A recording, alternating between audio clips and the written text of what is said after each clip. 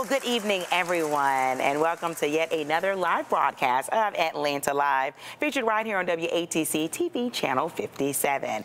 I am your host for tonight, Shana Thornton, and as usual, I'm so excited to welcome my co-host, the one and only Shawn Mitchell. Shawn, happy evening to you. Another great live broadcast. Absolutely. It is so good to join you once again. I'm excited, and I'm even more excited because tonight we have some awesome conversation. And remember that all of the content here, Shawn, on Atlanta Live of WATC Channel 57 aims to educate, inspire, and motivate you, okay? Like all the other programs that are here. And Atlanta Live, of course, one of the popular shows, aims to do that each and every night, Monday through Friday, live broadcast, 7 p.m. through 8:30 p.m. Of course, we're just getting started here tonight, and you're going to love our lineup. Now, Shawn, we have a judge with us. She sits on the bench, but it's so much more to law with this judge. She believes that her law, her career, is really a ministry to reach out to so many people, but especially an emphasis on women and youth. Absolutely. She is so phenomenal.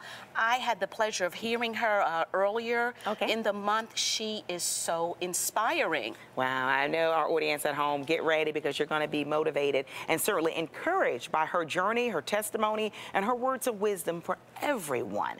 Now, I'm also excited because we have someone here that loves the arts very much, and she sees the arts as a ministry as well, reaching out to youth and so many other people. Now, she's going to talk about inspiring others by being truthful and letting them know that God is very real, and he's here with you all of the time. And I know we've got special guests from Tallahassee, Florida. Tell us more. Absolutely.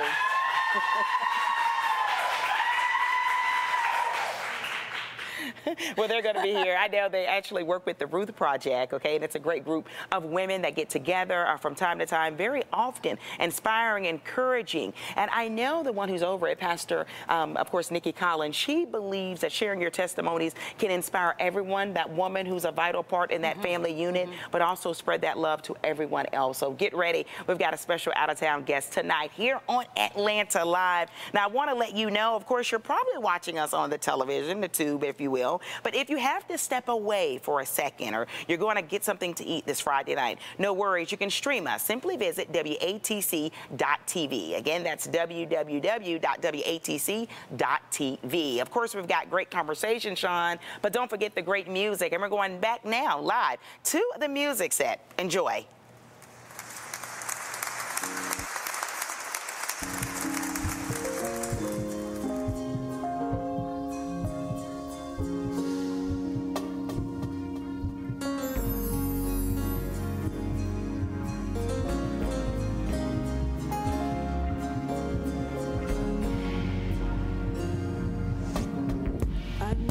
Known a love like this. It feels so good to me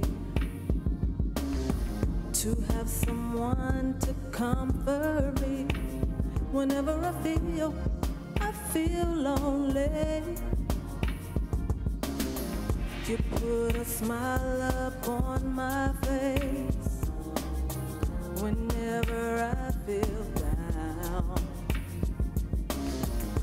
I'm so glad you're in my life, and I'm thankful you're around. Your love is so great, hesitate. Your peace is so sweet, it takes over me, and the joy you give to me. I've never known a love like this before. So great, hesitate. Your peace is so sweet, it takes over me, and the joy you give to me, it fills the air. I've never known a love like this before. You're always there when I need you, supplying all my needs. The love you show to me, I'm truly blessed indeed. You never give me what I deserve. Lord, I know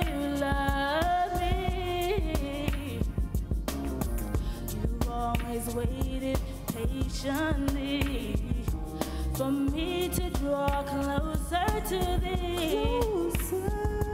Your love is so great. You don't hesitate. Your peace is so sweet. It takes over me.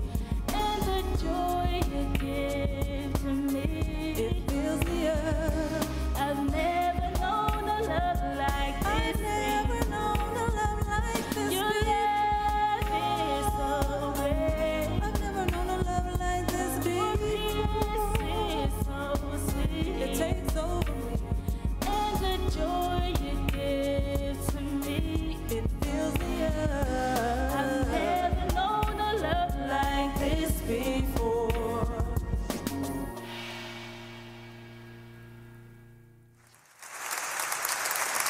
We are so excited, and that was beautiful, beautiful music, by the way. And as we said, opening up, we are very excited to have in our company a very phenomenal, inspiring woman who represents Clayton County as the Chief Judge in the Clayton County Magistrate Court, Chief Wanda Dallas. And you have so much you want to share with us. Yes, ma'am. Yes, welcome, welcome. Thank you so much. Thank you for having me. Well, we're excited to have you on. I mean, as Sean mentioned, you are in the courts, a legal expert, if you will. We did mention at the top of the segment, though, what's interesting about you, you have law degrees, obviously. You have the education, you have the passion. That's clear. You've been very successful making it to the bench, continuing to be effective on the bench. But Judge Dallas, you shared with me previously that you said, Shayna, this is so much more than just giving out laws and rules. It's a ministry for you. You have to explain, because, Sean, that's something we're not accustomed to hearing when it comes to those in the law field. Okay. And so thank you for saying that, and thank you for that question. I think part of what happens when you are given a responsibility like this is you lose sight of what it is you're really supposed to do. And I try to remain cognizant of how God wants to use me. And in the court, especially as a judge, it's like I can sit there and see the brokenness in people, and I can see what brought them before me. And that's my prayer, is that I'm always aware of what brings them in front of me, so I can do something to sow into their life to help them heal. Because my thought is always, when you come in front of me one time, you shouldn't come back. I don't want you to come back. And so if I can put you in a program or find out what is causing you to make the same decision and make the same bad decision, then perhaps we don't have you to keep staying in the system and clogging it up on some levels. You know, for someone listening right now at home, explain a little more about, you said there's usually something there while you're coming in front of me time after time again. From your experience, what generally is the reason? What's the cause of all of this? Wow. You know, a lot of times it could be something as simple as the person doesn't have a good job. And they're trying to find a shortcut or find a way to make some money, to bring some money in. It could be conflict. It could be that people don't understand relationships, and they don't understand, like men don't understand how to respect women and how to treat women. And maybe women don't understand how to demand that a man treats them a certain way. And you know, what's interesting is there's a brokenness. It could be a broken relationship. It could be a broken sense of purpose and power and promise. You know, I see people a lot, and I told a couple today, I said, you know, it's like sometimes what happens is you get a 50% man and a 50% woman, and they believe together they'll be 100%. But that doesn't happen. Because your 50 and her 50 makes two 50s. And so I told them today, you need to go out and work on making yourself whole. Your 100 and this 100 together is a little bit more effective than these two 50s trying to make a whole out of two broken people. You know, Judge Dallas, when I'm hearing you speak, I'm thinking so much of this brokenness that so many people have in society, of all communities, it probably is a root of childhood issues. Would you say? I would. And I know you address a lot of youth concerns on the bench and outside of the bench. You've shared that you've had the opportunity to mentor and work with so many kids from so many different backgrounds. Explain what that experience has been like. You know, it's amazing to be trusted by a young person. And I think that's the goal of what I want to do, and I think a lot more adults need to take that same perspective on, if this young person trusts me with their problems, with their challenges, with their struggles, and typically that's going to manifest by them ending up in court. And so when they come to court, I say, what do you need to be whole? And again, we're talking about wholeness out of broken people. what do you need to be whole? And they'll tell you. If they believe, if a young person really believes that you're going to listen to them, that what they're saying is important, that what they're saying has meaning to you, then you can take that and turn it back to them. Like I had someone, and I can always give stories because they're every day. I have different stories. Sure. So I had a young lady in court, and she was there because of some drug use. And she was supposed to do some drug testing and did some drug testing, and I wasn't really comfortable with what the results were going to be. I see. And so instead of just saying, okay, I'm not going to see you for 12 months, I said, I want to see you in 2 months. And she told me she was working on her GED. And I said, you know, I think that's powerful, so let's do this. In 2 months, I want you to come back and give me a status on how that's going for you. And she just started to smile, because it's almost like it's not really easy, but it's so important for them to know that they matter. Wow. Do you know that you care about what's happening? So that's the thing with young people. And I think sometimes we don't listen to our young people. We don't hear what they're not saying. We see what they're doing, and they're demonstrating by their actions and behavior. But every action and all the behavior, it indicates something that they're not saying. Yes. So we've got to let them say. We've got to stop talking, stop yelling, stop directing sometimes, stop scolding, and say, I'm listening to you. What are you saying to me? It's interesting that you say that, because in your courtroom, do you allow them to share their story, their narrative, before you engage in any type of... They will. You know, and I don't know what it is. I believe it's God, and I can't always say God off the bench, but I can say God here. Yes. Amen. Yes, you can. I can't always say that, you know, God told me to say to you. God expects me to sow into you. Yes. But that's what it is if you're open and available to listen to what God is telling you to do and to say, then you'll be aware. And there's almost like a discernment that's involved with young people. To me, they're so much more honest. Wow. They're so much more honest. They haven't learned how to camouflage and cover up. I see. As adults, you know, but we, through our life, we build all of these walls, and we build all of these protections. We protect ourselves. We learn from this challenge and this hurt and this conflict. Okay, there's another layer, and there's another layer. And by the time someone tries to get in there, you have imprisoned yourself behind your layers of distrust. Wow. And young people, they don't do that. They haven't mastered that. Powerful.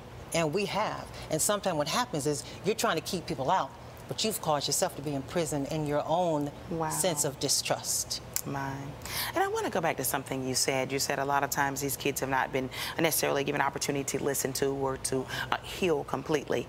For a grandmother listening right now, perhaps she's had a grandson that has caused some pain for her to see him getting in and out of trouble. You know, the human component, it gets frustrated. It does. It gets very jaded. It can become tired, Judge Dallas. What would be your words of wisdom for this grandmother right now who so desperately loves this child, but she's perhaps heard him say over and over again, I'm not going to do that again, grandmother. She's tired. But yes, she's received one too many phone calls from the jail asking for bail money to get him out. Don't throw him away. Okay. Especially the grandmothers. Don't throw him away. Don't throw her away. You know, sometimes what happens is we believe that the system can save our children. Okay. And I was a juvenile court judge. Yes. And what would happen is people would bring the children to the court and say, you take them. Yes, you take them. And imagine a child who is abandoned, a child who is rejected. From his own. From his grandmother. You see, my grandparents were very integral in my life. Oh, powerful. They were very integral in my life. And so it's interesting because now I'm a grandmother myself. Yes. Oh, and I congratulations. See, thank you. That's the best part of my life is my children and now my children's children. Beautiful. I prayed for them when I was a child myself. But grandparents, don't let go of those children. Okay. You can love them whole. Yes. You know, and if you're, and I see a lot of grandparents nowadays that are I don't even know what to say, burdened, but are given the obligation and the responsibility of raising their children's children. It's a lot. Because a lot of these children, their children are lost. Yes. And so we need grandparents to know that God expects you to take care of that generation. Okay. And if you throw them away, who's going to catch them? Oh, wow. The street? The world? Okay. We can't. And as a grandchild of a grandmother and a grandfather who didn't let me fall, I'm here to say to the grandmothers, don't let your grandchildren fall. Powerful. Powerful information. I want to go back to something you said. You said, don't give up on them. Now, that's easier said than done for a lot of people. It is. How exactly, being a mother, being a grandmother, being a judge, being someone who closely works with youth, seeing and trying to make a difference in their life, but how do you do it by being productive? Because, you know, there are two schools of thoughts. Right. When they call, and hopefully it's not often, but for some people, they've received calls from their grandkids or their children, often of saying, I need you to help bail me out of this. Oh, wow. The school of thought for some, as you know, is bailing them out doesn't really save them. Maybe you're just putting a Band-Aid on the real issue. How do you be productive with a child who's finding themselves in trouble, Judge Dallas? You've got to find resources. Okay. And every county has resources. I would suggest that they call, I mean, I almost hate to put myself, and my staff always knows I'm always volunteering us. They're probably saying, there she goes. But there are resources in every county. So if you were to call a court, I see. if you were to call a clerk's office, Okay. if you were to call someone in your particular county Yes. and say, I'm having a problem with my grandchild, if you would go to the school, and I'll tell you something about Clayton County schools. I want to give this plug right now if I can. We've got a dynamic superintendent, Dr. Morcease Beasley, who's doing some amazing things in Clayton County schools. And I believe that if you were to contact the school and become more involved in the school, because if it's a grandchild that's acting up, what they don't want you to do is have communication. They want to separate you from the school, from the place that would give you the most information about exactly what they're doing. I see. If they expect that you're going to come home, that they're going to come home and tell you, here's what's been happening, and you're not going to verify, then it's almost a way that they can keep you divided. So I say to a grandparent, stay connected. Stay engaged. Okay, stay engaged. Go to the school and find out what's going on with my child, and then ask the school, how can I help? Do I need to come in? That's right. Because can you imagine your grandmother sitting in your classroom? Wow. That would turn you around. That presence. It would embarrass you first, but then it would make you know. It would reinforce the fact that this person cares about me enough to want to spend time with me. I love that. I mean, such a powerful lesson. But, you know, I want to say this, Judge Dallas, and Sean, I know you and I have discussed this before. Unfortunately, for some people who are put in the position of being a guardian, that's not familiar grounds for them. Maybe they came from a home that they certainly saw was loving, and I'm sure it was loving, but maybe they didn't have a mom or dad or aunt or uncle or grandmother, whoever was guardian, did not really take an interest in their school, their academics. There wasn't an engagement. There was like, here's your report card, that's what it is. There is a sect of communities everywhere that have that thought. You talk to educators and teachers, they'll tell you often they're trying to get parents or guardians to be engaged in that process. For those who see that as foreign territory, how can they connect and say, even though this may not be normal, something that I saw growing up, I need to sort of, you know, stand up and do it for my kids? So you're asking me, how do they do that? Yes. I mean, how do they do it when it's unfamiliar territory for them? You know, the unfamiliar is something you haven't tried. Oh, wow. It's only unfamiliar because you're afraid of it. But when you face it, and maybe I'm saying something that's not familiar to them, but if you have accepted responsibility for a child, then with that comes a responsibility to become informed, to become aware, to become educated. And you've got to go to the school. And again, I've got to say, the best partner for our young people are the schools. Do you know? And there's some organizations inside of Clayton County. I don't want to just start naming places. But there are organizations inside of Clayton County that are working with. They have programs for grandparents that are struggling. They have programs for children that feel like they're lost and they need a little bit more help. They have tutoring. They have, there's one in particular I'm thinking about, and what I'll do is I'll make it available after, because again, I don't want to give a plug for just one organization, but there's one that comes to mind immediately, and they do so much for the community. That's what I've and they help grandparents, well, not grandparents, but they help older people who need to be educated, who might need some training, who may need to find a job. So if you're going to be an example to your grandchild or to your child, you need to be employed. Do you know? Wow, productive. Yeah. Now, Judge Dallas, I know you can't minister the way you would really like to within the courtroom. How do you find yourself ministering outside of the courtroom, in the community? I'm sure you're called quite often to do so. I am. I speak all the time. Oh, wow. I speak all the time. I try to be available. My thought is, if I can reach people outside of the courthouse, then I can make sure they understand if they ever have a problem inside, how to navigate. And how to, again, I guess it's about empowering people and motivating people. So I go to the high schools, I go to churches and speak, I go anywhere and everywhere that I'm invited to speak. and to let people know what we're trying to do in Clayton County, what the courts are trying to do, what the judges want to do, how you can be involved with, and don't be afraid of the court system. Wow. We should be a partner in the community on some levels. Of course, I can't partner with you all the time if you're coming into court, but when I go out to talk to the members of the community, then I'm saying to you, I want to be a partner with you to prevent the people from coming in front of us. Absolutely. And I know the concerns are very diverse, but have you seen a particular pattern in terms of the types of situations that are coming before you now more than ever? That's a great question. Wow. I would say people are angrier than they used to be. Thanks. I think there's more of a frustration. Okay. I think there's more of a sense of disappointment in the system. Okay. There's more of a distrust, and that manifests itself with more violent type of activities. Oh, wow. And people are almost victimizing their own families. Oh. Because who is going to be a better victim for you, if that's even a good way to phrase it, but someone who's closer to you. And when you're frustrated and you can't find a job, and you're frustrated because you're laid off, you're frustrated because, you know, you feel like you're not significant, then the people around you are the people that you take that frustration out on. And so we're seeing a lot more familial type of activity. Wow. I mean, so we've talked about the problem, but I know you're a huge advocate of the success, of the healing part. So for those individuals who've come through, they've had maybe a childhood that were not ideal, maybe they've been frustrated, they've found themselves in crime, but I know you said that you have so many cases of people that have had the opportunity to be rehabilitated and come out doing some productive things, right? Absolutely.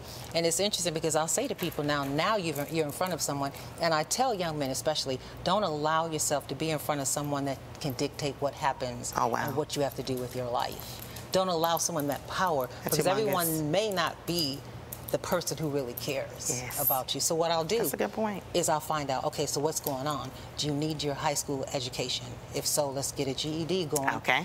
Are you thinking about working? Where do you want to work? Do you need to go to college? Do you need to go to a technical school? What is it that you need to be successful? And success is relative, you understand? Yes, it is. See, it is. I look at everyone as having a gift. Wow. Everyone has their own gift. God has given all of us a gift. Mine happened to be my mind. Okay. But that doesn't mean my gift is any better than anyone else's gift. That's a good if point. your gift is putting things together and using your hands, if your gift is protecting people, if your gift is singing or ministering, then take your gift and use your gift to influence other people. But take that gift and don't look at anyone else's gift as something that you want.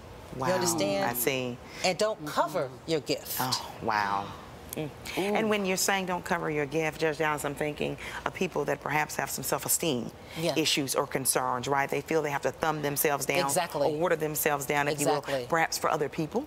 Or maybe not being able to boldly look at themselves in the mirror. Let me tell you, there was a man that was in front of me, and this is he just came to my mind. And he was actually in front of me because he was on the corner with a sign that says, I will work for food. And they were tired of him, so they arrested him and charged him with loitering and a couple of other charges. And he comes in front of me, and I'm talking to this man, and I'm looking at this man, and something said, ask him about his gift. I said, sir, what is it that you would be doing if you weren't asking someone for money? Yes. And he looks at me, he said, well, I don't really know. And I said, well, you know, I see you working with your hands. Oh, wow. I see you putting things together. Okay. I see that you're a carpenter. Wow. And tears started to roll down this man's face. He was like, how did you know that? And so I said, okay, before you come back here, I want you, because we had to let him out on a bond. Okay. And I said, before you come back, I want you to look into some type of a program where you can pursue that gift, where you can perfect that gift. And he looked at me like, how did you know that? Wow. And that's the beauty of this job, is just to be available, to be receptive, to letting God use you, and let Him speak through. And I'm just so honored that He finds anything in me that He can use, and He can say something through me to someone else. That's my gift. Absolutely. And you got to find your gift, and everyone has another gift. Yes. You know, and as long as you do what God has called you to do, to perfect that gift, I believe will make the world one by one better. You know, Judge Dallas, I love that you use your gifts, if you will, to encourage people. And being in a position of authority, that is powerful. And as you said, it's God sent. As we begin to wrap up, for anyone listening at home right now, maybe they have questions to you about mentoring, about partnering with someone that can encourage them with education, where should our audience at home reach out? I would love, as we begin to wrap up, I have a website. It's judgedallasspeaks.com. Okay. And they can go on the website and they can drop any type of question or comment or need. Okay. Or how about this? How about there's a resource they have? How about if they have a program? There's so many programs. Yes. People are starting programs, and I want to reach young people. I want to reach young men. There's so many programs out here, and we want to be a repository for the program. Yes. So get in touch with me, JudgeDallasSpeaks.com, and let me know what I can do to help serve you, to serve others. That'd be a blessing. What a pleasure to have Judge Dallas on. It was her first debut appearance here on Atlanta Live. It will not be your last. Such a powerful testimony and journey, and her passion that allows all of us to be proud of our gifts and use it. Thank you for coming on. Well, right now we're going to head back to the music set, and this is the McGee's, and this song, He Wants It All. Stay with us.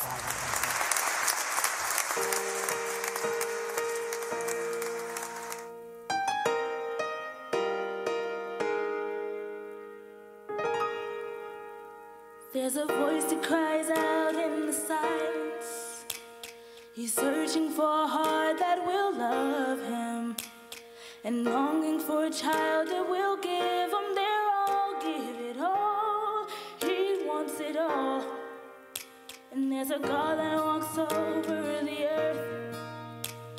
He's searching for a heart that is desperate, and longing for a child who will give him their give it all. He wants it all. And he says, love me with your whole heart. He wants it all today. Serve me with your life now. He wants it all today. Bow down, let go of your idols. He wants it all today. He wants it all today. He wants it all today. So give it all. There's a God that walks over the earth.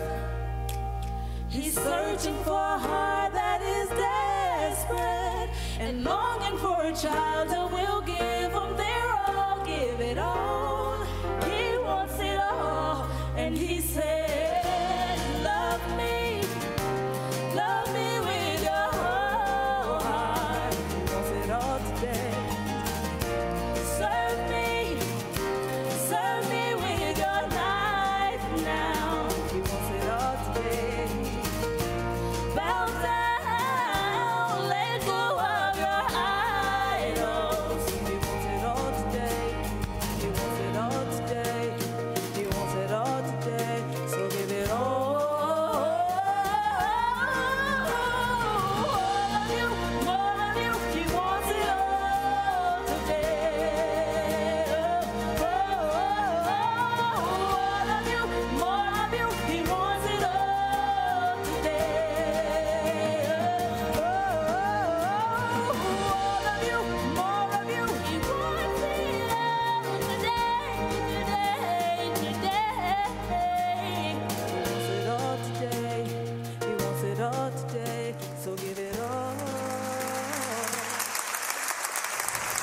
Amazing. You know, Sean, that's one of my personal musical selections, and I can tell you they did an awesome job with it. Absolutely, absolutely. Well, welcome back. We are live here on the set of Atlanta Live, featured at WATC TV, Channel 57. Well, I gave you a little teaser at the top of the segment telling you we had someone with us that was powerful. She's a minister, and she loves the arts, and she's going to talk about how all of that can come together and serve God. I'm so excited to welcome the one and only Minister Chris Scott. Chris, welcome to Atlanta Live. Thank you so much, Shana. Thank you, ladies, for having me. We're excited to have you on. Now, I know you have so many gifts, okay? We just had a previous guest that talked about gifts and giving back. I know you're a minister, and it's so important to you to really touch the lives of people, but you say it's not the work of you.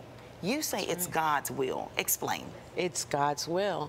And I thought about it earlier about gifts. I said, today must be the day about gifts. Yeah, okay. Because our gifts are so, so important. And I know that my purpose in life is to help people find their spiritual gifts. Oh, wow. Because we know that gifts plus passion equals purpose. Oh, wow, I love that. Now, you have to tell us this, Minister. When people hear the word spiritual gifts, they can go in so many different directions. How do you define that, and how can it influence our surroundings? Well, the spiritual gifts are listed in the Bible. Okay. Spiritual gifts such as encouragement, which is probably one of my strongest gifts. And then we have the spiritual gifts coupled with our talents helps us to find our purpose. I see. So my talent, one of my talents is actually directing stage plays. Right. So I use my gift of encouragement to let people know, if you want to get on stage, you can do that, and you can be an actor. So therefore, that helps a lot of people live out their purpose. Okay, now, Minister Chris, when you say you can be on stage, you know, they say that people fear getting up and speaking in front of a crowd to be one of the most terrifying things ever. Now, obviously, you're a professional at it, and you do it very well. But for someone that didn't quite have your confidence and they don't believe they have your skill level, help them right now. Maybe it's not necessarily being on stage. Maybe they want to be a DJ. Maybe they want to be a teacher. But they're at a place where they say, well, I haven't had the opportunity to do well in school. How can I ever achieve those things? And that's a really great question. I wasn't always outgoing as I am. Oh, I wasn't always the life of the party, I should say. You know, I had to grow into it, and it was the help of the Lord. I see. Because when you know who you are and whose you are, only then you can have that confidence. And we have to pray for a spirit of boldness. So those individuals that feel that they don't have it, it's in them. It's in them. God has given it to all of us, but we have to walk in who we are and know who we belong to, the high and mighty God. Now, Minister Chris, directing is all about storytelling, right? And it's about directing those to tell their story. So what are some of the ideas or stories that come to your mind, and does that involve writing as well for you? Well, I don't do a lot of writing because I focus on directing and pulling those gifts out of individuals. So my thing are niches. Well, actually, my niche, I would say, are classic plays. I do things like The Raisin in the Sun. We have one coming up, A Raisin in the Sun. We have one coming up called A Lesson Before Dying by Ernest J. Gaines. So those are the kind of plays that I direct. Plays that can teach our young people things that they don't know, learning plays. I see. So those are the kind of plays that I direct. You know, as Sean pointed out, when you're talking about stage plays, so much of it is storytelling, if you will. A lot of it is storytelling. And I know you work with youth a lot. I know a lot of the individuals you've directed have been youth, as well as adults and grown-ups. But when we're talking about theater, if you will, some groups of individuals, and children and adults, have not been exposed to it, and they may not necessarily connect. Right now, you have to give a pitch why it's so important to be exposed to different things, even if they don't necessarily become a fan of it, but at least know that it's there, right? It's so important to know that it's there, and something that Sean said a little while ago about telling a story. As myself, as a director, I actually look at the stage as an empty canvas. Oh, wow. And my paint and my brushes are the actors and the script. And I have to paint a picture on that empty canvas. Powerful. And it is so good for anyone that has never experienced theater to experience it. It's a form of learning, it's an art, and that's why I do it, because someone poured into me at a young age. So I made a promise that I'll always pay it forward. Excellent, excellent. Now, you mentioned the classics, and Shane and I both love the classics. How do you bring, as a director, something contemporary or new to something that's tried and true? Ooh, I have done quite a few contemporaries and news, and again, I can direct those, but it's not my preference. And I actually read the scripts. I get scripts all the time in of individuals saying, I wrote this play, I want you to read it, I want you to direct it, but it has to be meaningful. What I want for the audience to take away from the plays that I direct, I want them to take away a sense of family, a sense that they feel that they can run on and see what the end is going to be, you know, and inspire them. So it's important important, if I am going to direct a contemporary piece, that it is something that's meaningful. Wow. Absolutely. You know, speaking of the word contemporary, if you will, I mean, you wear so many hats and you do it so well. You are obviously a stage director, but you're also a minister. And I know one of the ministries that is near and dear to your heart is marriage and family. And talking about the C word of contemporary, marriage today may look very different from marriage of 70, 80 years ago that our grandparents were in. Tell us, Minister Chris, how marriage has evolved over the years and what lessons continue to be truthful? I think what people are dealing with today, all of our lives issues, like me sitting in traffic for 3 hours, those things become a little frustrating. Just things in general that causes couples to not be as patient as our parents were. You know, my husband and I have been married 31 years. Wow, congratulations. And together 35 years. Wow. God has truly been great. And the thing is, it's not always been perfect. And sometimes we still have our little arguments, like, you know, little, we call them heated fellowship. That's right. You know, you let the two-faced couple off, you know, simple things, still fellowship. But we are pouring into other couples through our ministry, Loving You Until. And it's just been really amazing. So many couples we've been impacting. And it just, I know it's cliche, but communication is so key and so important. And one of the things that we teach on is the 5 love languages. And a lot of people don't understand the 5 love languages, but it's so important because we tend to speak our own language to our spouses. For instance, I know that my love language is not quality time. My husband's is quality time. Mine is acts of service. So I used to have a habit of speaking acts of service to him when that was not his thing. It didn't resonate with him, I see. That's interesting. Minister Chris, through your ministry, how do you connect the couples who do have opposite types of love languages, if you will? How do you identify them? And is it okay that opposites attract in that area? There's another gift there that operates in me. I don't say I operate in the gift, it operates in me. The gift of discernment. Usually when I sit with a couple and actually speak with them for a little while, both my husband and I, usually we can tell what those gifts are just by the way they communicate with one another. And that helps once they have an aha moment. Okay, now I understand why she wants all my time or he wants all my time.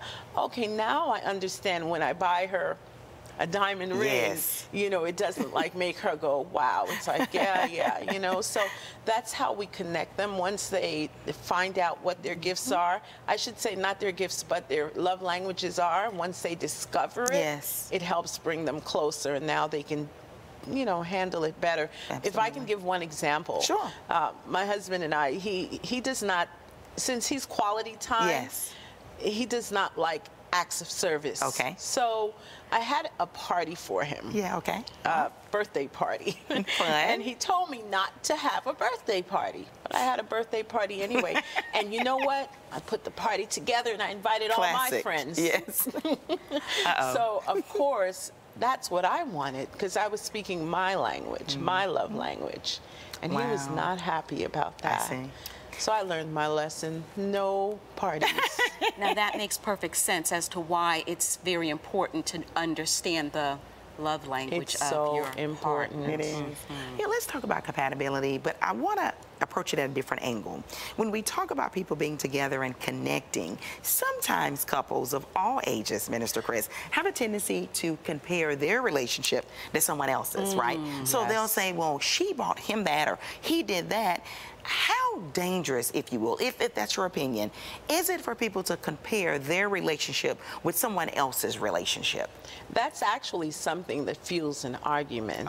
It's not good to do that because I always say no two marriages are the same. Which is true. So it's not good to compare because all it does is put the other person down. If you're saying, well, he does this and he does that, or she does this and she does that for her husband, or you know, it's not good. We should not compare our spouses to anyone else. Wow. Because they're our spouses. That's right. You know, and everyone's going to be different. Everyone's going to be different, and that's a good point. What I always say is we have to embrace our own gifts and celebrate others. So it's the same thing. Embrace your spouse. That's right. And That's you can celebrate others, but embrace your spouse and the gifts that they bring to that marriage. Wow.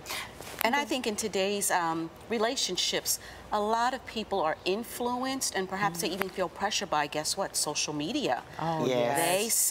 We see what other couples are doing on social media. Yes. And it's not so much putting your spouse down, but look at what they're doing, that other couple. Yes. How do you handle that, or how do you work with that with couples, if that even comes up? Yes, it comes up. Social media has been a big thing in incidences that take place in marriages. Okay. And it's so funny because I know my pastor speaks on that. I attend Tabernacle of Praise That's right. Church International, Pastor T.J. McBride. That's right. But in McDonough, Georgia. In McDonough, Georgia. So he speaks of that often, about social media, and social media is a distraction, or it can be. Yes, absolutely. You know, I remember a couple of weeks ago I was working, I work a lot on my computer, and something said, go to Facebook and see what's going on. Okay. And, you know, it could distract you from what you're doing, and we have to learn to stay focused so these things don't hinder our marriages. That's and right. not just our marriages, but our relationships, period. And social media should be used for positive things. Correct. You got to keep it positive. You know, be careful what you post, because it could come back to hurt you. And not just that, some people use social media to connect with old relationships and old friends, and that causes problems in marriages. Correct. Stay away from that. If it didn't work out before, it's not going to work out now. You know? Leave that book on that shelf, as they say, as my grandmother would say. I got to use that. I got to use that. And I want to say something, Minister Chris, that Sean brought up. She said people can compare their relationship, even if they're dating or if they're married. Yes. But I want to emphasize how important it is. You have to be careful of perception, because social media is not always real. Someone could say anything, right? And to compare your life, even if we're talking about a relationship or just an individual, with what someone else is posting doesn't make it sincere. That is so true. You were so right about that. I actually said that to someone the other day. I knew they were going through something, but you can't tell from their social media posts. No, that's right. So I call it functioning depressed. Okay. You know, people are going through things and they're posting, and you think that everything is fine with their lives, but that's not really what's happening. So it could be a misconception, or, you know, people looking at that and trying to compare their lives and saying, well, you know, such and such is doing this, they're doing better than I am, and that's not necessarily true. Yes. What you see is not always the truth. You cannot compare yourself to anyone else. You can't. You just can't. And I want to go back to your marriage ministry that you and your husband work with. How important is it for people to recognize that there are seasons, not just with life, but within marriages? Because you can talk to a newlywed and there may be a different type of excitement versus being with someone 20 years later. You, of course, have been married with your husband for over 3 decades. So tell us about those. Tell us about those seasons in marriages. Yes, you have to recognize that you do go through seasons. We have the summers, we have the springs, we have the falls, and we have the winters in our marriages. And I say winters. I say seasons because sometimes you go through the 4 seasons and you may have to start all over again. You know, so you just have to recognize it. And I think that's the point where my husband and I are at the point where we recognize, okay, something's not right here. And you have to say, look, you have to say to the enemy, get out. That's right. You're not welcomed here. That's right. So in your marriage, you have to recognize that, and somebody has to know when to stop the argument. Somebody has to, I don't want to say be the bigger person, but someone has to say, okay, we're in this season, and I realize that we're going through this. Let's stop for a minute and let's talk. Wow. You know, because I always say arguments have cycles. Yes. Somebody has to know it's going around and around, and you have to know when to stop it. You have to. Yes. I mean, and talking about the word communication, which you brought up before, we're talking about marriages, right, between 2 individuals. Yes. But Minister Chris, you know this just as well as I do. A marriage or any relationship between two people is bigger than the two of them, especially if little ones or children are involved. Talk with us about, you said people have disagreements. Everybody does. You have disagreement with your siblings or whoever, co-workers. But how we address those disagreements can probably, I'm guessing here, have a long-term impact on the productivity of our children that are watching, right? It really, really does. You have to be careful as a married couple how you react to things, especially in front of the children, because it can affect them. It can affect them in the long term with their own relationships. And sometimes we feel that children aren't watching or listening. They hear and they see and they know, and that can affect, you don't want that affecting their relationships. So you have to, as married couples, we have to be careful with young children. What they see is sometimes what they're going to do or expect to be done, you know? And I would go so far as to say they even feel, they can feel that anxiety. They can feel that tension. Babies, you know? They sure can. Yes, yes. I know with my husband and I in the past, in one of the seasons, maybe the winter one, I could see our children. I remember our daughter walking in, our oldest daughter, a few times and saying, "Are you guys okay?" They can feel it, you know? They can feel it. So we have to be careful with that. And we may think that we're hiding it, but you can't hide it. No, you got not with someone in the household watching. Yeah, you got to fix it, because families are so important. Yes. And we have to fix it, and that's important for our children. You know, talking about fixing it and feeling it, if you will, I know you also address individuals, men and women, about self-confidence, right? Because, and I know you've said before that that's a big thing that can be at the root of so much brokenness. Talk about how important it is to know that, one, God loves us, and that means we're worthy to be loved and to be treated fairly. How important is that? We are worthy. We're worthy of being happy because God loves us.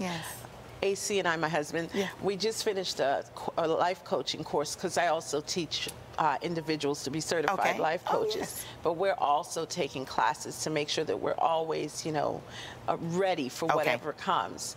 And we just recently took a class last week called Forgiving Forward. I don't know if you heard of the Hebels, but it's called Forgiving Forward, and how forgiveness is so important. And sometimes the lack of forgiveness creates those self-esteem issues and different things like that. So we have to think about what's in us and pray and ask God, whatever it is in me that you want to change, or whatever it is that I'm feeling that's causing this self-esteem issue, help me to recognize it and deal with it. We have to deal with the issues. And Minister Chris, before we wrap up, I want to touch on that. You said that we have to forgive. For someone watching us at home right now, maybe it's a father who hadn't necessarily been the best father in his kid's life.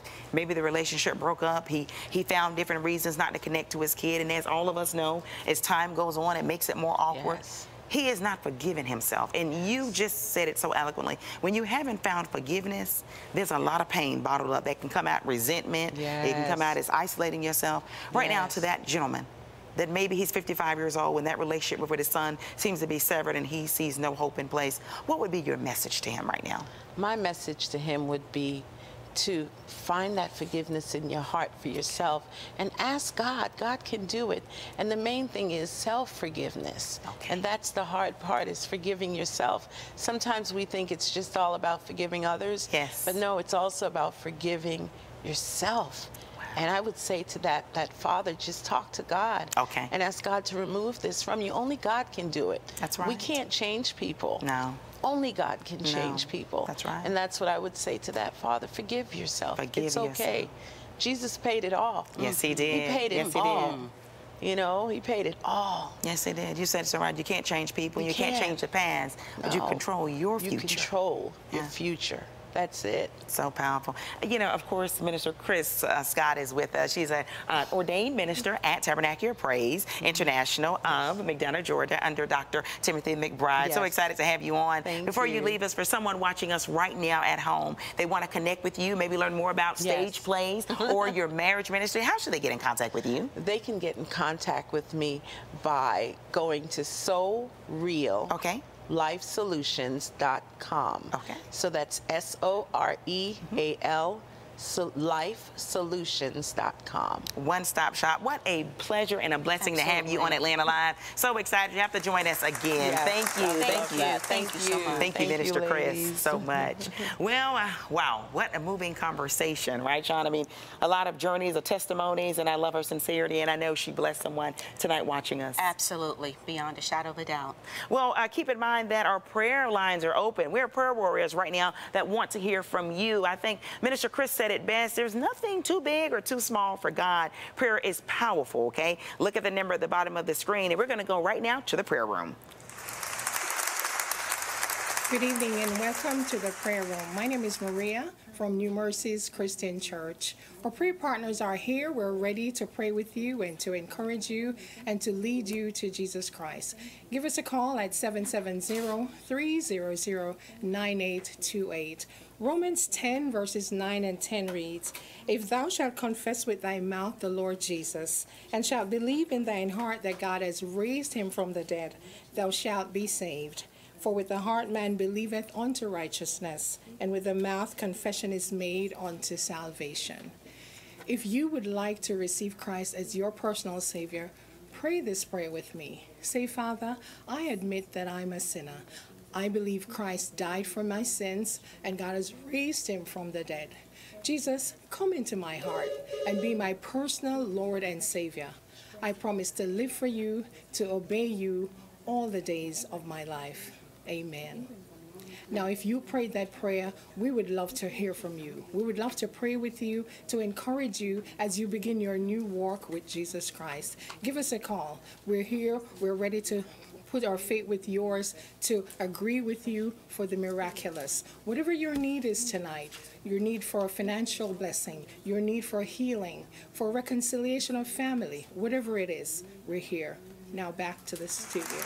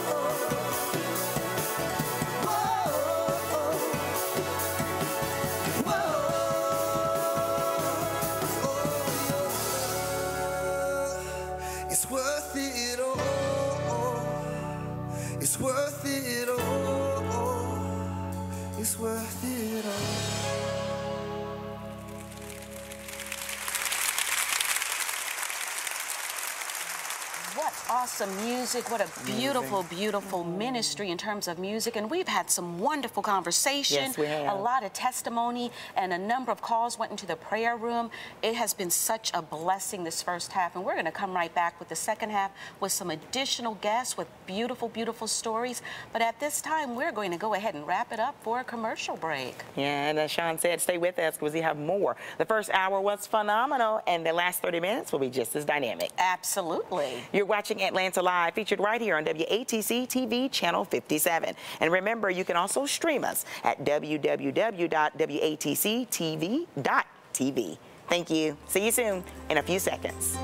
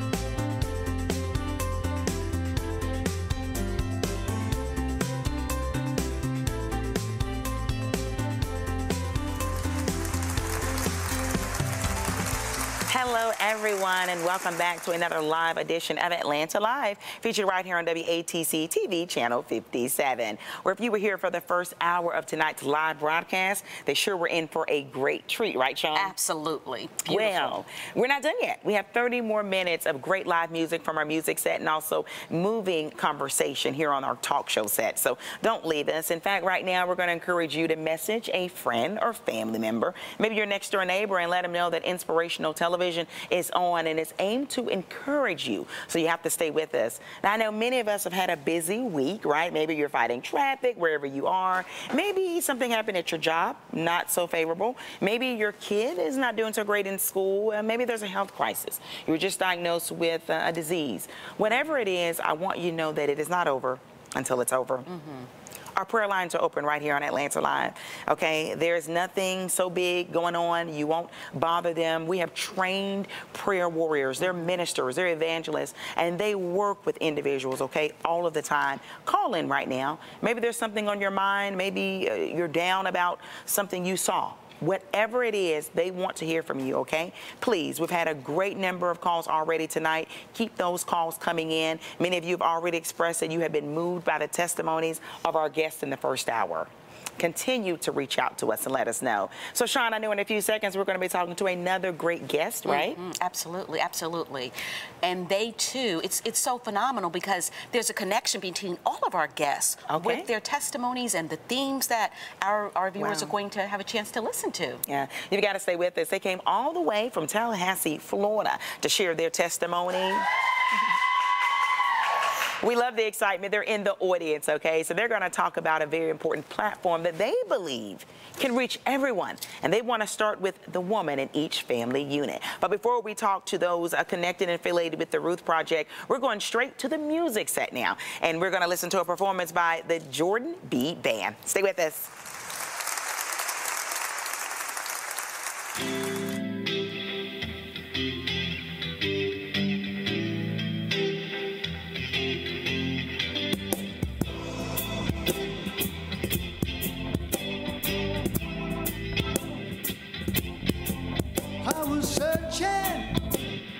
Looking for a clue, try to find you, Lord. I was searching for you, met a man at the altar.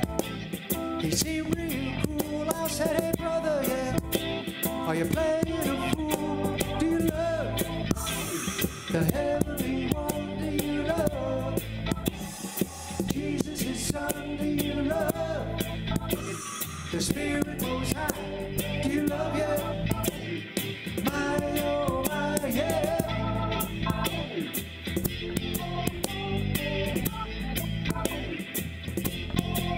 Found myself alone, yeah. All empty inside, look around for the answer. Had nowhere to hide, things seemed kind of dreary. Overcast and blue, I looked to the heaven chair. Like you know I should. Do you love the heavenly one? Do you love Jesus, his son? Do you love the Spirit Most High? Do you love, yeah? My, oh, my, yeah.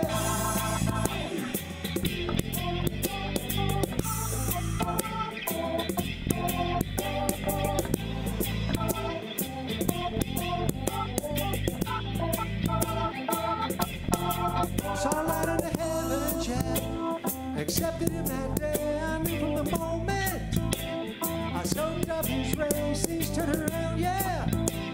I felt so good, I looked to the heavens, yeah. Like you know I should. Do you love the heavenly one? Do you love Jesus, his son? Do you love the Spirit Most High? Do you love, yeah, yeah. My, oh, my, yeah. Yeah, yeah. Oh, yeah.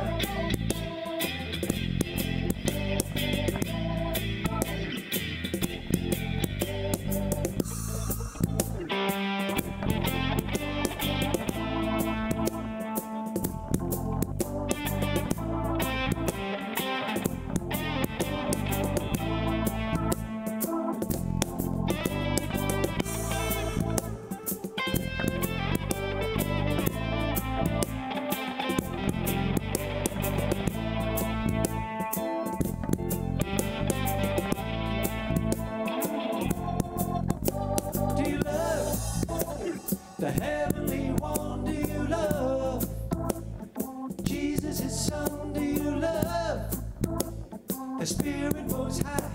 Do you love, yeah? Oh, my, yeah. Yeah. Yeah.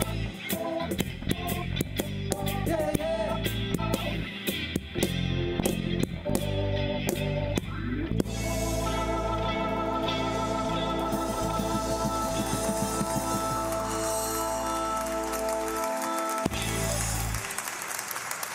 The music is phenomenal tonight. If you've been with us from the start, you certainly know that. It's been very inspiring. But speaking of inspiring, we're speaking with two individuals that have a very important journey to discuss with you. And I'm talking about the one and only Pastor Nikki Collins and Miss Patricia, all the way from Tallahassee, Florida. They're with the Ruth Mentoring Project. And we're so excited to have you on, ladies, tonight.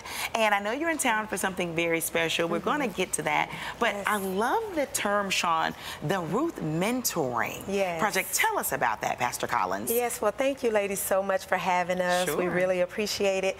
But the Ruth Mentoring Project it's a program for women. It's a 6-month program for women where we meet women right where they are. It doesn't matter what walk of life that they've come from, because sometimes women just need a break sometimes. And so the Lord, he really placed it in my spirit to give some women what I did not have. And I needed someone to help me to get rid of the waste, to grow. That means get rid of waste, because sometimes in life, we go through processes, but we carry the byproduct of the process with us. So the Ruth Project is designed to help women to get rid of that, to become who they are, to become more familiar with who God has called them to do, to be, their gifts, their talents. So, and some women they join and they come in just to have a place to come and say, you know what, I need some me time, to be encouraged, to be pushed. Sometimes we just need a boost. And so we give all of that. I love that. I mean, we know as being women that there are certain dynamics. Women and men experience very different. I know you said there's a lot of stuff sometimes that as women can carry as baggage. Explain, Pastor Collins, what some of that stuff may be. Some of that stuff is that there are ladies who have gone through horrible divorces. We have some that has been incarcerated and they're coming out. I am a volunteer chaplain as well, so I help those transition. That's a part of what I do. And there are ladies like me who I had both my kids at an early age.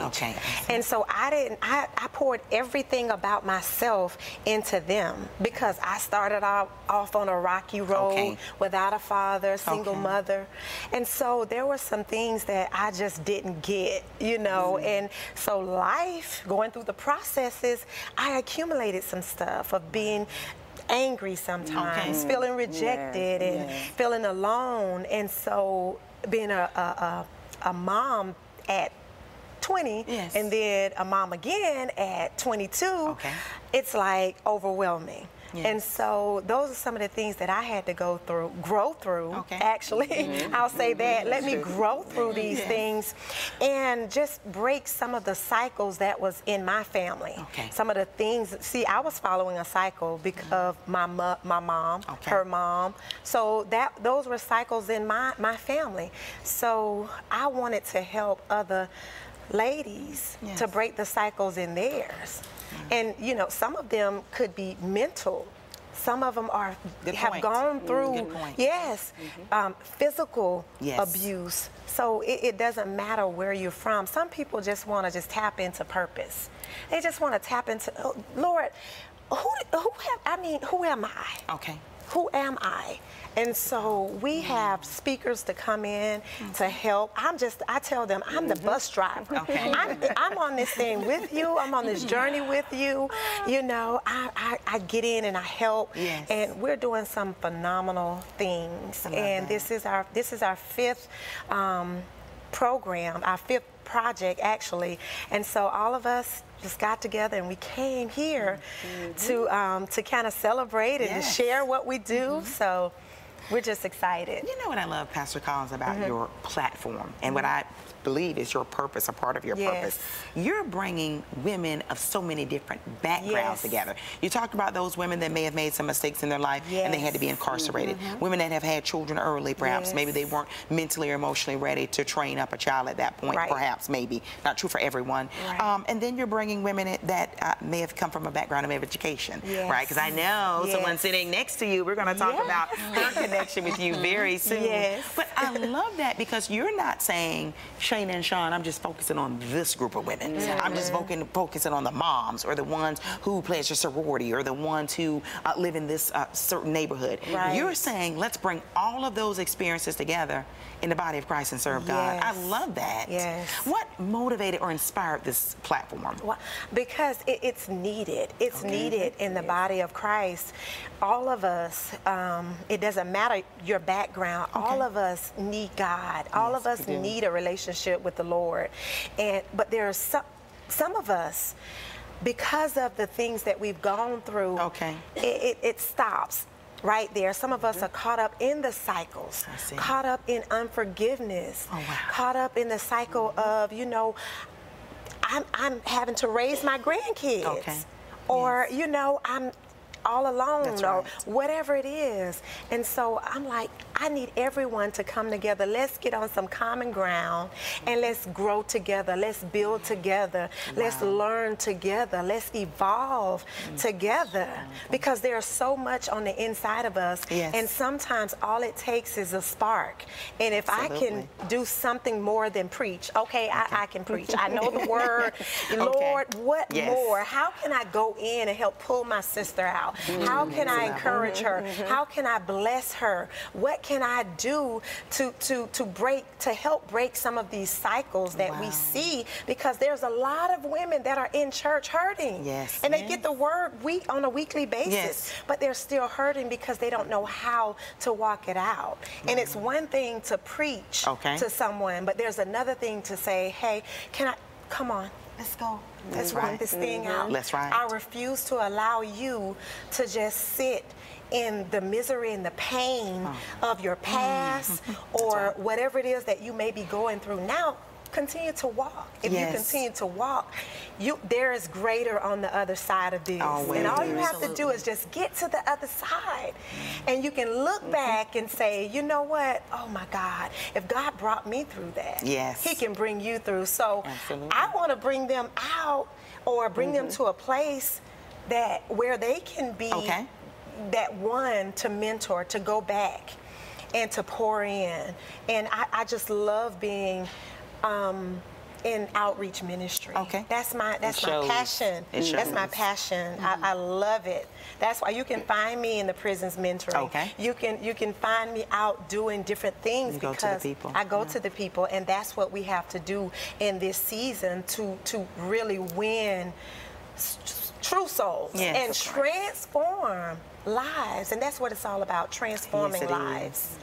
You know what, you brought up people being broken, if you will, spiritually, or people being at some points not able to say they forgive themselves.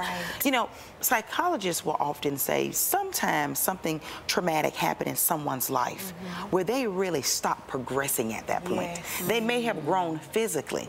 They may have continued to get gray hairs, but mentally and emotionally they stop there. For some people it could be 10, for some people it could be 25. For those who encountered something traumatic, and we know often you can experience something traumatic completely out of your control. Or maybe sometimes we believe or convince ourselves there was something we did to help contribute to that. And we all have life decisions to a certain degree that influences some things that happen. Not all, we know that. But for that woman right now, that's 39 years old, Pastor Collins, and she's listening to you. And she's saying, but there's something in my past, Pastor Collins, that I can't let go of. And it varies from person to person. It does. But she can't let that go. She has not forgiven herself. And unfortunately, it is shown in her relationships that she's tried to pursue.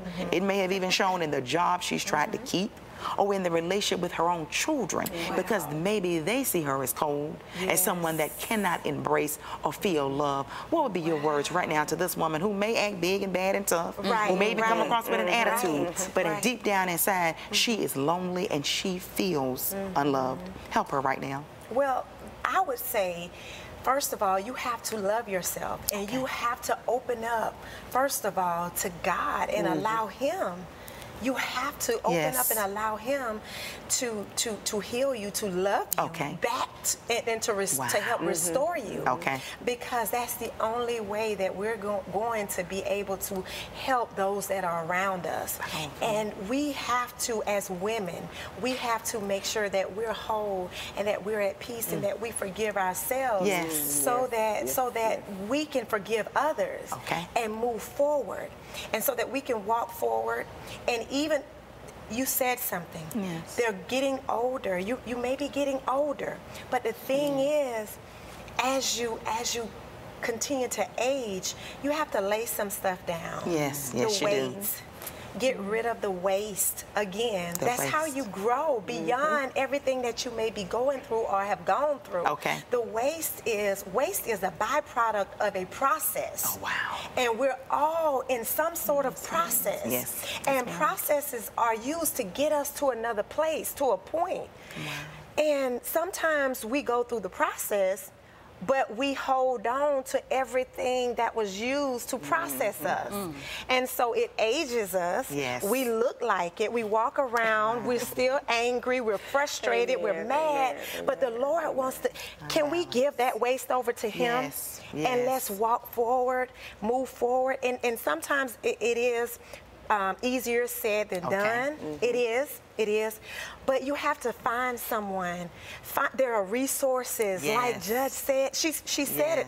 There are resources out there. There are. Connect with some people who truly have your best interests. Connect. Sometimes you have to step outside of yourself. That's right. Step outside of the fear and connect. Get the help that you need. You have to, because it's imperative for you and for everyone else around you. And that's what I did because of my children. I looked at my children and I said, Lord, what is my purpose? This was years ago. I said, Lord, back in 2002, I said, Lord, what am I here for? Because am I here just to work and go home and just be sad and to go through every day? I was like, Lord, show me my purpose. And when I asked that question, I thought maybe he would just talk to me, but I immediately entered into a process that wasn't pretty. It was hard. It was frustrating. But now, sitting on the other side of that process, well, several processes, I see, you know what, Lord, my life has purpose.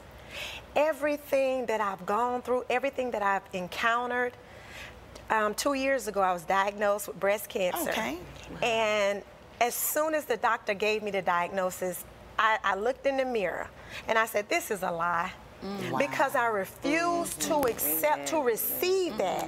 Now, I understood that I was going through a process, and this is what, I was going to the every doctor's appointment.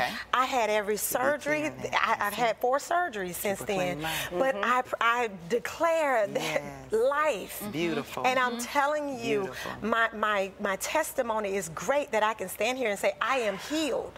But what's in you is what's going to come out. So if I didn't get rid of the waste, I don't know how that would have affected me. I don't know where I would be today because of the mindset, my mind. You know, at that time, I knew I am healed already. Already, by his stripes. Yes, I said, Lord, that is your word. You said by your stripes, I was already healed. And he said, well, I didn't change my mind. That's what he told me. And I said, well, Lord, I didn't change my mind. And when he said, well, you're healed. And I walked in that, but we have to realize that we're always encountering processes, but we have to leave the waste and continue to grow. So I grow through every process. I love that. Congratulations to you on with where you are with breast cancer remission. It's gone. I'm claiming that for you. Well done. Now, you talked about growing. I cannot be remiss. We can't be, Sean, for there's a beautiful woman to your right who at one point taught you, right? She looks young herself, and you are young. But it's Miss Patricia. I know she is a a student, a participant in this current class of the Ruth Mentoring Project. Miss Patricia, welcome to Atlanta Live. Thank you, Atlanta Live. Excited to have you on. I mean, such a great conversation we're getting engaged to. But we want to speak with you before we leave the set. What has it been like to be a part of this project and to see your former student blossom into the beautiful, dynamic, successful woman she is? And beautiful, successful woman she is. Yes, yes, she is. Exactly. It's been phenomenal. Yes. I cannot thank first God enough for anointing her with this, giving her this vision, and then equipping her, because anytime God gives you a vision, He's going to equip you to be able to carry it out. And I know at one point in time, she started to not have any more of the Ruth projects. She's going to take a little leave or something, but God would not let her do that. And I'm so thankful that He did not let her do that. This is Ruth Project 5. Wow. Ruth Project 5. And the fact that I'm in this group and she is my student, I am honored. It does not matter that she once sat under me as a 9th grade student. Oh, wow. And as old as I am. You look young, Miss Patricia. I am honored to sit because I needed something else in my life. Okay. I go to church. My husband is a pastor. Okay. And there's beautiful ladies in our church. And I think there's something more that God has for me, for them. Yes. And I would watch Facebook. My son put me onto Facebook. And I would watch the men, the Ruth Project. Yes. And I would see, and I kept saying, God, it's something you got for me. It's somewhere you got a connection for me. And it was that project. And we went to an empowerment Saturday. But I had already made up my mind because God had already touched me on my shoulder. He said, this is what it is that you, there could have been many other programs, many other projects for ladies, but this was the one that He directed me to. For you. And it was with Pastor Nikki. She wants me to say, just Nikki, but, respect is due. Yes. I mean, so though the table would turn, she was under me, I'm under her, and I'm honored. God has blessed me. Is that a phenomenal to see that growth, to see full circle and still connected? And you once taught her in 9th grade as a freshman, and now she's continuing to encourage and inspire you and so many other women. 5. This is the 5th class. This is the 5th class. Wow. And I mean, I can imagine, Miss Patricia, you've gained a lot already. I have. I have so much confidence. My husband looked at me and said, what's going on?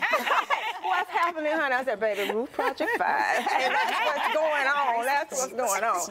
And he loves it because he's a pastor. I love and that. of course, we've got to encourage the ladies in our church. We've got to encourage that ministry. Yes, we do. And there's something that I get here that I can share with them.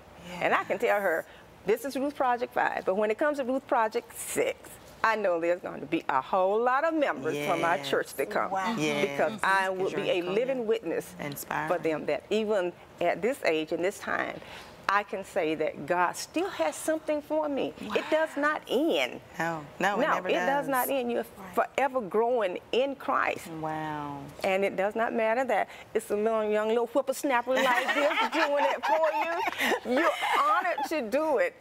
When you actually think about it, I was in education, of course, right? Absolutely. They send you on in-service. Yes. So when you go to in-service activities, you're not in charge of who's going to do the in-service. It could be, I could have been teaching 40 years and there's a person giving me in-service that's just got into the school 23, system. 24 years old. I could say, I've been here 37 years. What can he or she tell me? Yes. Okay? But I still had to go because it was mandatory. Correct. But to come and sit in the Ruth Project, though it was not mandatory by an administrator, that kind of administrator, it was mandatory through Christ that I come. And we're to listen to Him. And that I sit and that I listen and that I continue to grow. Wow. And she's a worker. She will pull it out of you. I have a feeling that's true. She pulls it out of you. You're going to have that vision board. You're not going to just sit here and say, I want to do this. And I really wanted to write a book. I really want to, open my own business and those kinds of things. No, you're going to get that vision board together, and she's going to hold you accountable. Wow, for what it is, and that's what we need. And that's what good leaders do. They allow accountable. people to see their gifts and bring it to full fruition. Now, I want to know this, and tell us more about, you have something coming up this weekend, speaking of Saturdays. Yes. I think we have some information for our viewers at home to see. You have a conference coming, it's an empowerment session. Yes, tell us more. Is. Actually, it is tomorrow at 9 a.m. Okay. And we brought several ladies with us from Tallahassee, from the Ruth Project. Yeah, they're in the audience. And we have a few that are online and some that are here. Okay. I think, well, actually one that's here in Atlanta. So she's very excited to join us on tomorrow. Yes. For that session. It's going to be absolutely amazing, empowering, inspiring. So, and it is open to any, you know, of the ladies who want to come, but it is at the Hampton Inn. Yes. Okay. 5655. Yes. Jimmy Carter Boulevard. Okay. All right. Yes. So that's a popular location in Atlanta Metro. So for those to come out, and is it just for women? Well, it is just for women. Okay. This one is just for women. So no men. No. Miss Harris, actually, Patricia, Miss Harris, I still call her because I respect her. That's right. But She was your teacher. Pastor Harris came along with us. He's the only man that came. We thank God for him for coming and joining along with us. He's chaperoning. My husband, my husband was so happy that I said, okay, babe, you can stay this time. It's a girls' trip. Right. It's such an honor to speak with you, Pastor Collins. Before we leave, for someone interested in the empowerment session tomorrow in Atlanta Metropolitan, or someone that wants to just send you some questions, maybe they've been in a rough spot, maybe they're in a great spot in their life, but they still want to connect with you, as I imagine many people would want to. Where can they connect? They can connect at NikkiCollins.org or the RuthMentoringProject.org. I love it. Thank you for joining us, Pastor Nikki Collins, all the way from Tallahassee, Florida. Thank you for watching Atlanta Live. We'll see you Monday. Take care, everyone.